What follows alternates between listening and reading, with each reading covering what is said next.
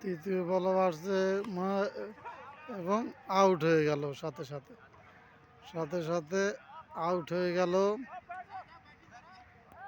Out হয়ে গেল।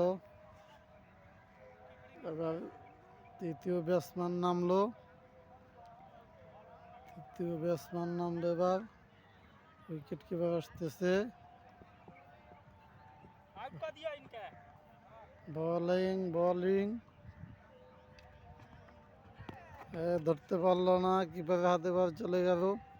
আসলে এরা সবাই নতুন খেলোয়াড়, এরা কাজের ফাঁকে ফাঁকে খেলে, যার কারণে এদের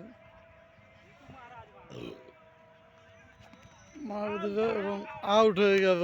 ব্যাটে থেকে আউট হয়ে গেল, আরেকটি উইকেটের পতন ঘটলো, আউট হয়ে গেল। তৃতীয় ব্যাটসম্যান আসলো।